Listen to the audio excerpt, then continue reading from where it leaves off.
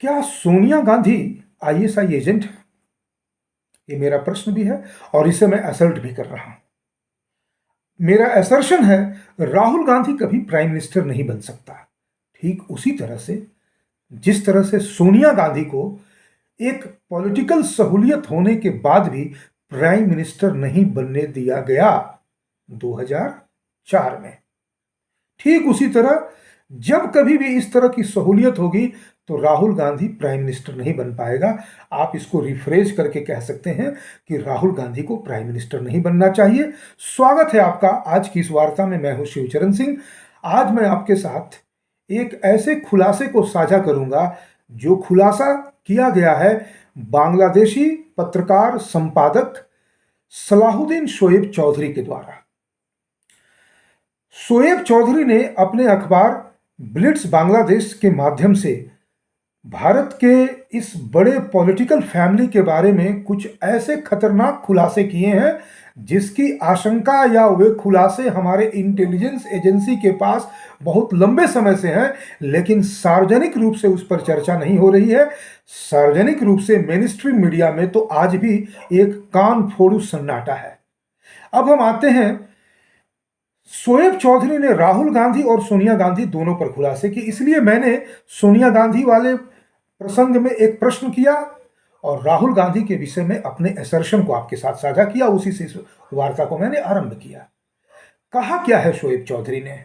शोएब चौधरी का कहना है कि सोनिया गांधी आईएसआई एजेंट है और इसकी भूमिका में वो बहुत पीछे तक जाते हैं। वो इतना पीछे जाते हैं, जब सोनिया गांधी लंदन में रहते हुए राजीव गांधी के साथ अपने रिलेशनशिप में रहते हुए एक दुकान में काम करती थी, जिस दुकान का मालिक सलमान तासिर नामक एक पाकिस्तानी व्यापारी कह लीजिए, पॉलिटिशियन कह लीजिए, प्लेबॉय कह लीजिए, या आप उसे जो नाम हो आप उसे विकिपीडिया सर्च में देखेंगे। उसने लीगली 2 शादियां की हैं, मुस्लिम तरीके से, सरिया और इस्लामी तरीके से। बाकी उसने एक शादी जो एक कह सकते हैं 1 से 1.5 सप्ताह के अंदर रहते हुए एक रिलेशनशिप के माध्यम से भारतीय पत्रकार तवलीन सिंह से की, जिससे एक लड़का हुआ आतिश तासिर नाम का। तवलीन सिंह आज भी आर्टिकल्स वगैरह लिखती है और यूट्यूब मीडिया में भी आती है। लेकिन सलमान तासिर के संबंध शोएब चौधरी ने सोनिया गांधी से, जो एंटोनियो मायनो के नाम से जानी जाती रही है आज भी, कम से कम रिपब्लिक भारत के एडिटर अर्णव गोस्वामी तो हमेशा उसे एंटोनियो मायनो ही कहते हैं, वो कभी भी सोनिया गांधी नहीं कहते। तो कहने का मतलब है कि शोएब चौधरी का ये जो पूरी कहानी जो कंस्ट्रक्ट करके हमारे सामने आती है ब्लिट्स बांग्लादेश के माध्यम से, सोनिया गांधी एक गरीब परिवार से, इटालियन परिवार से थी और ठीक इसमें कोई आपत्ति नहीं। अपने जीविकोपार्जन के लिए तमाम तरह के वेस्टर्न वर्ल्ड में अवसर रहते हैं एम्प्लॉयमेंट के। उन्हीं में से एक अवसर ये भी था कि सलमान तासीर की दुकान में वो काम करती थी। लेकिन जैसे ही सलमान तासीर, जो नवाज शरीफ का क्लासमेट स्कूलमेट था, उसे जानकारी मिलती है कि ये भारत के टॉप पॉलिटिकल फैमिली के लड़के यानी राजीव गांधी के साथ इसका अफेयर चल रहा है, तब उसके कान खड़े होते हैं। वो आईएसआई के संपर्क में जाता है और उन लोगों ने तय कर लिया होता है कि अब इस लड़की को हम हनी ट्रैप के रूप में इस्तेमाल करेंगे एज एन आईएसआई एजेंट। और शोएब चौधरी का दावा है, मैं जानता हूं कि सोनिया गांधी एंटी नेशनल है, लेकिन ये जो तथ्य है वो तथ्य मैं अपने से नहीं कह रहा हूं। ये तथ्य शोएब चौधरी ने अभी हाल में, अभी पिछले 4-5 दिनों में खुलासे किए हैं। सोनिया गांधी सलमान तासीर के साथ रहती थी क्योंकि वो कई लोगों के साथ रिलेशनशिप में थी और उसने राजीव गांधी को भी फंसा रखा था। तो सलमान तासीर के ही कहने पर सोनिया गांधी आईएसआई एजेंट बन करके गांधी फैमिली में चली आती है और उसे अकॉर्डिंग टू शोएब चौधरी 25 लाख पाकिस्तानी रुपए पर मंथ दिए जाते थे एज एन आईएसआई एजेंट। यहाँ आने के बाद उसने और कई धंधे कर लिए। अपनी बहन के माध्यम से वो कश्मीर के पश्मीना शॉल का बिजनेस करती थी। और again according to Shoaib Chaudhary, Sonia Gandhi यहाँ पर जो पुराने जो मंदिर में जो अलग अलग जो प्राचीन मूर्तियां हुआ करती थी, जो एकदम अप्रतिम कला के जो प्रतीक हुआ करते थे, उनकी तस्करी भी करवाती थी। उसमें कई तरह के मर्डर और तमाम जिसे हम कहते हैं अंडरवर्ल्ड के धंधे थे, उसकी भी वो किंग बनी हुई थी with the help of ISI Pakistan. और विदेश में बहुत बड़ा व्यापार था। जो संभवतः मोदी जी के आने तक चल रहा था, उसके बाद वो बंद हो चुका।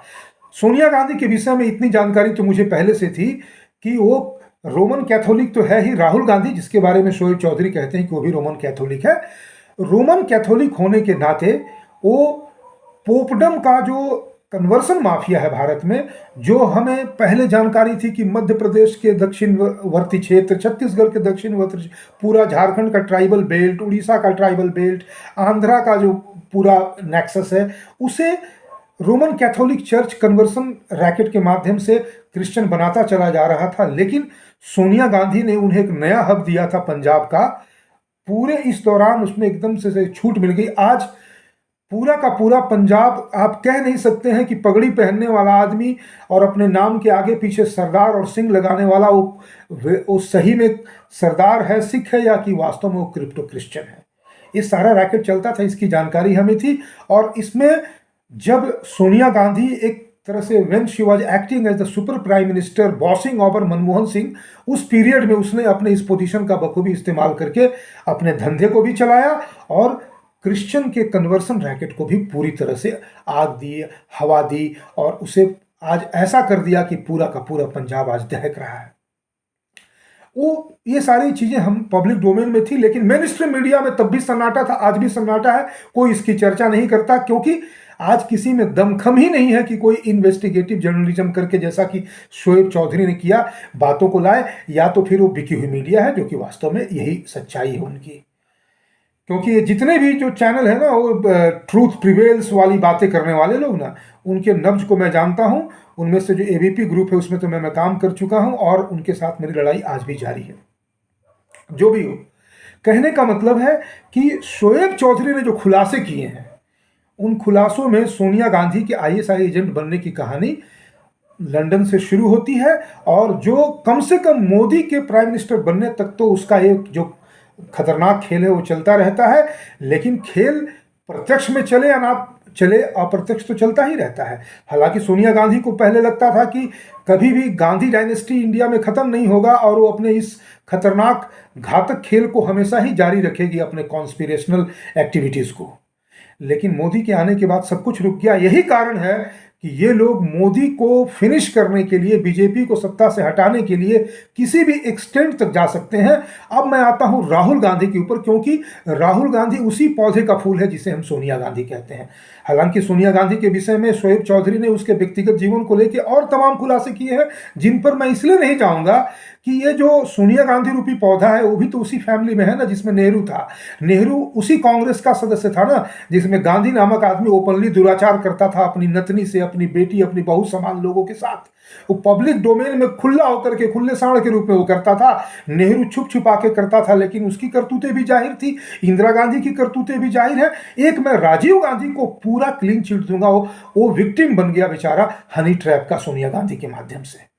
लेकिन ये लोग तो ही है, तो मैं उस पार्ट में नहीं जाऊंगा। हालांकि शोएब चौधरी का और हम भी ऐसा मानते हैं कि भाई जो आदमी पब्लिक लाइफ में होता है, उसके प्राइवेट लाइफ करके कोई चीज़ नहीं होती। उसे पूरी तरह से एक, अगर हम कहें कि क्लीन कैरेक्टर का होना चाहिए, तो उस नाते उसकी चर्चा करनी चाहिए। लेकिन मैं इसलिए नहीं करता हूं क्योंकि मैं जानता हूं कि ये लोग क्या है। अब आते हैं हम राहुल गांधी पे।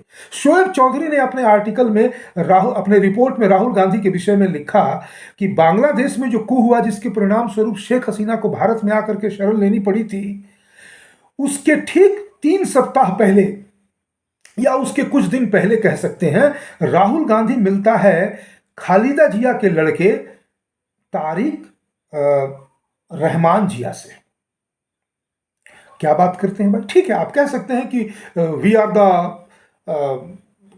Top brass, we are the top representatives of the political families of the world, तो हमारा मिलना जुलना सामान्य है। लेकिन एक ऐसा मिलना जुलना है भाई कि जहां पे डीप स्टेट CIA बैक्ड कू करवा देती है, वहां पर जो व्यक्ति इसके लिए एक्यूज है, यानी तारिक रहमान जिया, उसके साथ तुम्हारी मुलाकात होती है। उसी के कुछ दिन के बाद बांग्लादेश में कू हो जाता है। और फिर हम इस बात को जानते हैं कि बांग्लादेश तो बहाना है, असल निशाना तो भारत है, जिसके बारे में शोएब चौधरी ने कहा है कि अगस्त 2024 बांग्लादेश के नाम था, अगस्त 2025 भारत के नाम होगा। इसी की तैयारी चल रही है उनके बीच में।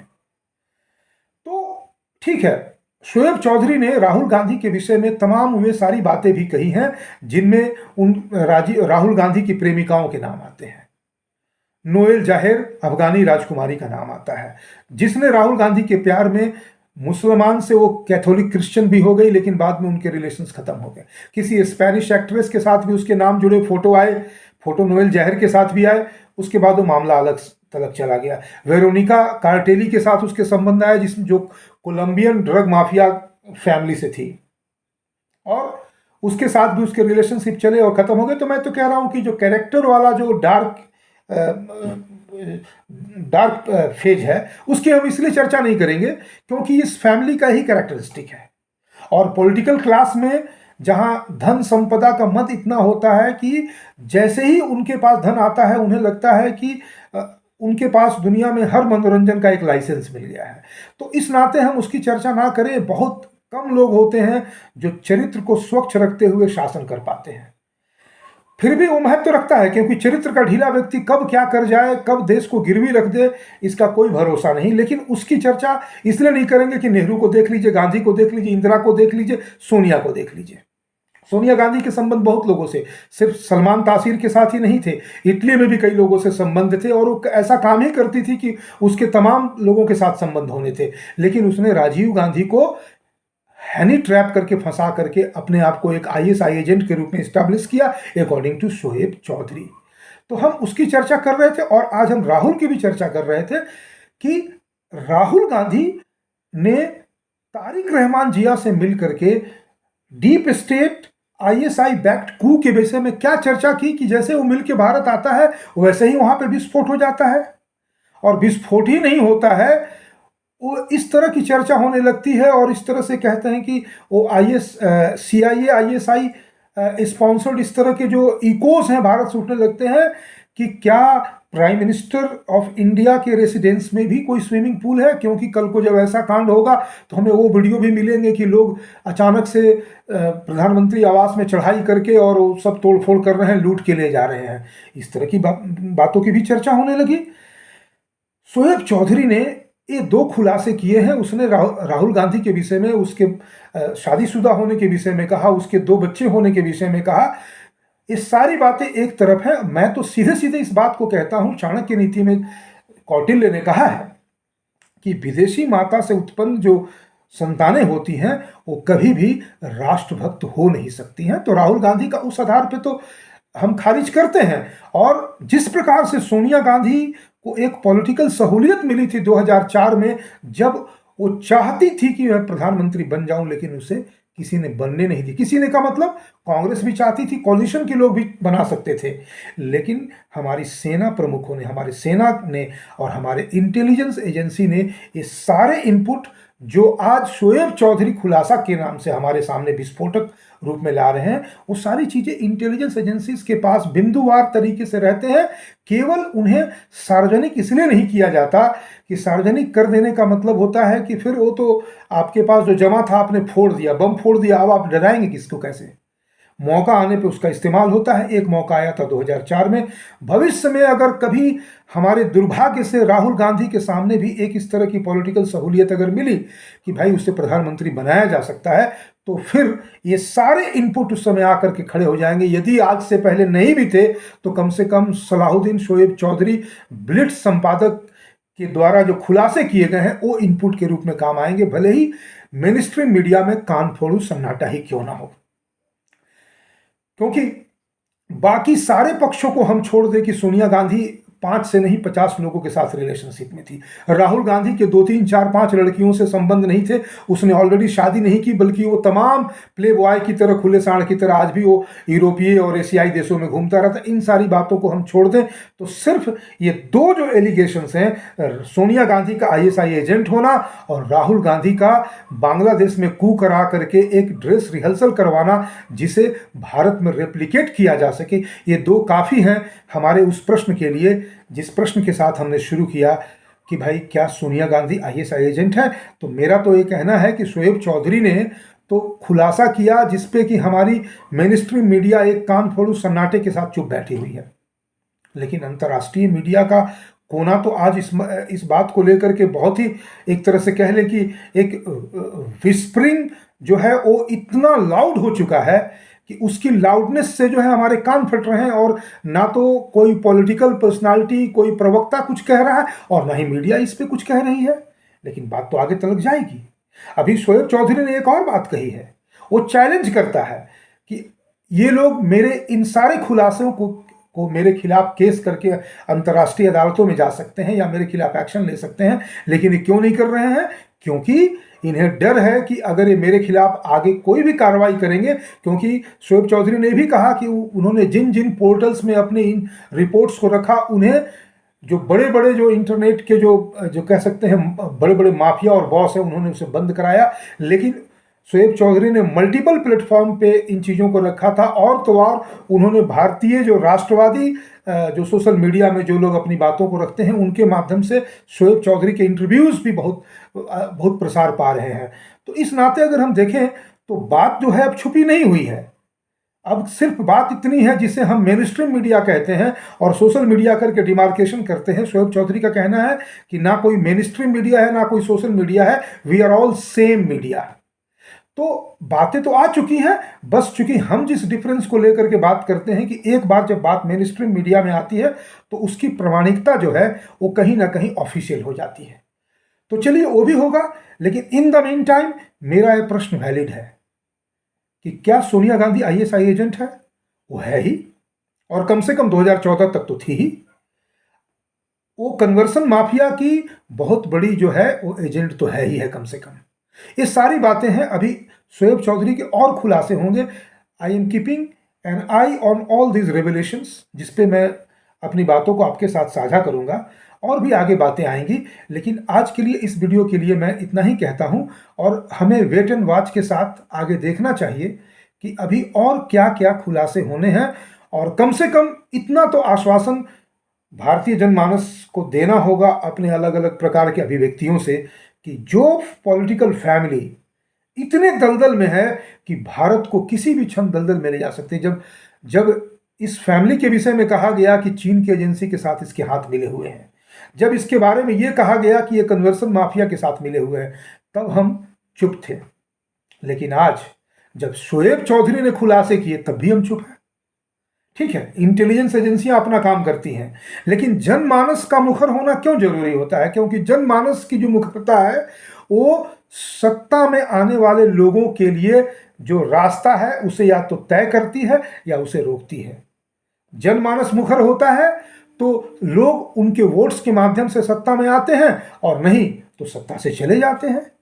इस नाते जनमानस की मुखरता आज एकदम एक्सपेक्टेड है, अपेक्षित है, और मैं उसी प्रयास के एक हिस्से के रूप में इन बातों को आपके साथ साझा कर रहा हूं।